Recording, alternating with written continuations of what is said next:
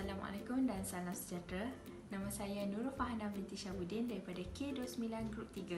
Pada hari ini saya akan membentangkan satu teori motivasi dan saya akan mengupas lagi teori motivasi yang saya akan bentangkan pada hari ini. Okey, sebelum itu saya akan menerangkan apa itu motivasi. Okey, motivasi ini adalah satu elemen yang sangat penting untuk seseorang meningkatkan lagi tahap prestasi yang baik atau bertingkah laku yang lebih baik. Okey, pada hari ini saya akan menerangkan tentang teori pengukuhan iaitu daripada B.F. Skinner. Okey, teori pengukuhan atau dikenali sebagai teori reinforcement ia merujuk kepada hubungan atau sebab dan akibat kelakuan seseorang sehingga apa yang dilakukan oleh seseorang itu dapat mencapai tahap yang diingini ataupun yang kita tahu setiap kelakuan atau kecekapan yang kita ingin lakukan, kita memerlukan motivasi untuk mencapai matlamat tersebut. Teori pengukuhan ini adalah daripada seorang ahli psikologi iaitu B.F. Skinner. Okey, B.F. Skinner ni adalah seorang ahli psikologi daripada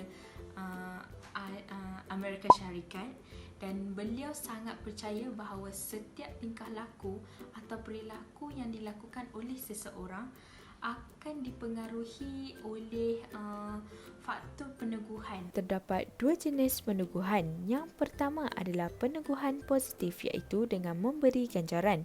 Yang kedua adalah peneguhan negatif iaitu dengan memberi hukuman. Sememangnya manusia akan melakukan sesuatu kerana mengharapkan ganjaran iaitu dari segi peneguhan positif. Yang kedua adalah manusia akan memperhatikan sesuatu jika diberi hukuman iaitu peneguhan negatif. Okey, saya akan mengupas dulu terlebih dahulu tentang peneguhan positif.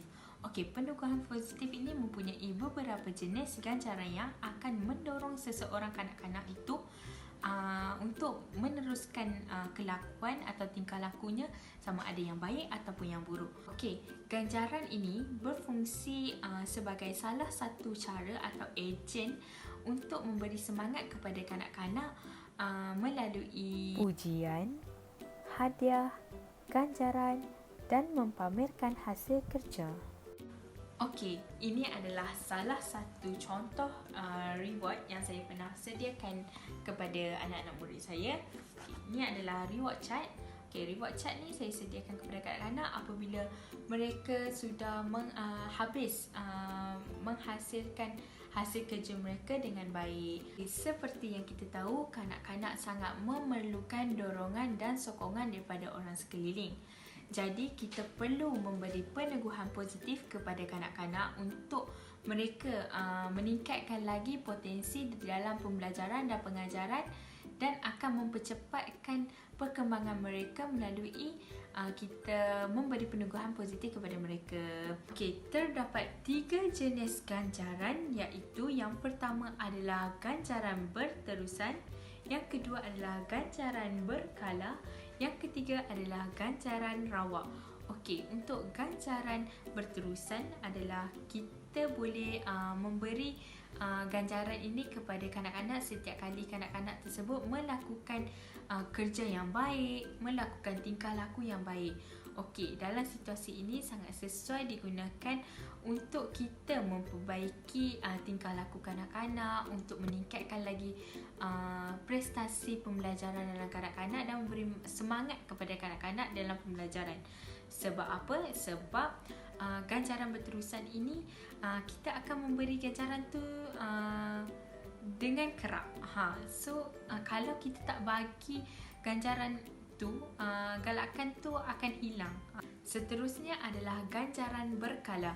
Okey, ganjaran berkala ini boleh diberikan kepada kanak-kanak dengan jarak waktu yang tetap atau kita boleh beri ganjaran ini secara sekali sekala.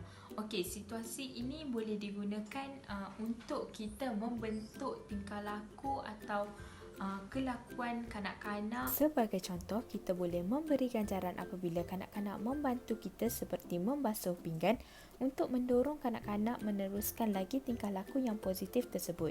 Akan tetapi, ganjaran ini perlu diberi secara berkala untuk mengelakkan kanak-kanak membantu hanya untuk mengharapkan balasan.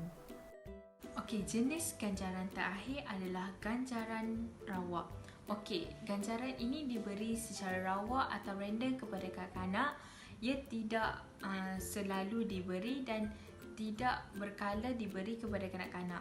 Okey, situasi ini mengambil masa yang agak lama untuk kita untuk kanak-kanak mempelajari atau memperbaiki tingkah laku mereka tersendiri.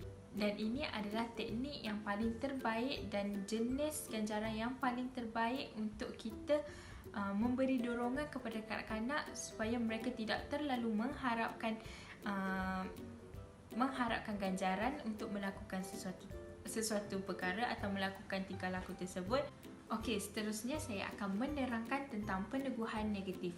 Okey, peneguhan negatif ini ia adalah salah satu cara untuk mendorong kanak-kanak untuk memberhentikan tingkah laku yang tidak baik. Okey, terdapat beberapa jenis peneguhan negatif yang kita boleh mendorong kanak-kanak untuk memberhentikan tingkah laku yang tidak baik. Antaranya adalah kita boleh memberi peneguhan negatif dari segi dendaan dan hukuman. Okey, walau bagaimanapun, untuk memberi dendaan atau hukuman kepada kanak-kanak, kita tidak boleh memberi dendaan atau hukuman kepada kanak-kanak itu secara direct. Okey, kalau kita nak beri dendaan atau hukuman kepada kanak-kanak, kita perlu mengikut step by step dan tidak boleh terus memarahi atau tidak boleh terus memberi hukuman serta-merta kepada kanak-kanak. Langkah pertama sebelum memberi dendaan atau hukuman kepada kanak-kanak, kita boleh meminta penjelasan dari mereka supaya mereka merasa lebih adil dan memberi penjelasan sebab mengapa mereka berkelakuan seperti itu. Langkah kedua, memberi nasihat dan jelaskan kepada kanak-kanak mengapa mereka perlu mengubah sikap yang negatif tersebut. Langkah ketiga, meminta kanak-kanak untuk meminta maaf jika mereka melakukan kesalahan atau bertingkah laku yang tidak baik. Langkah terakhir adalah dengan memberi dendaan time out, tetapi ibu bapa perlu memilih cara yang betul untuk memberi dendaan ini kepada kanak-kanak. Okey, mengapa kita perlu memberi dendaan secara step by step kepada kanak-kanak? Seperti yang saya cakap tadi, kanak-kanak akan memberontak jika kita terus memarahinya dan akan jadi tantrum jika kita menegur atau memarahi kanak-kanak tersebut. Okey, untuk mengelakkan daripada kanak-kanak menjadi tidak suka dan marah apabila ditegur, kita perlu mengelakkan daripada memberi hukuman secara automatik. Sebagai contoh, jika kanak-kanak tersebut tidak suka mandi, kita tidak boleh terus memberi hukuman dan tidak boleh terus memarahinya supaya kanak-kanak tersebut tidak membenci lagi untuk mandi. So kita boleh memberi dorongan dengan step by step yang macam kita sebut tadi, iaitu memberi nasihat, memberi sebab kenapa dia perlu mandi supaya mereka sedar dan mereka akan mengubah tingkah laku yang tidak baik ke tingkah laku yang baik. Okey, untuk memberi tetapi kita juga perlu memberi penegasan semasa memberi hukuman.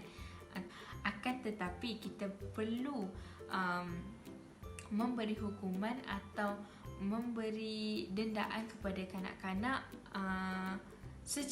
untuk mendisiplinkan diri, dan sebagai ibu bapa atau guru juga kita perlu adil, tegas dan mesra semasa memberi dendaan kepada kanak-kanak supaya mereka mempunyai kesedaran untuk mengubah sikap, untuk mengubah tingkah laku yang buruk kepada yang baik.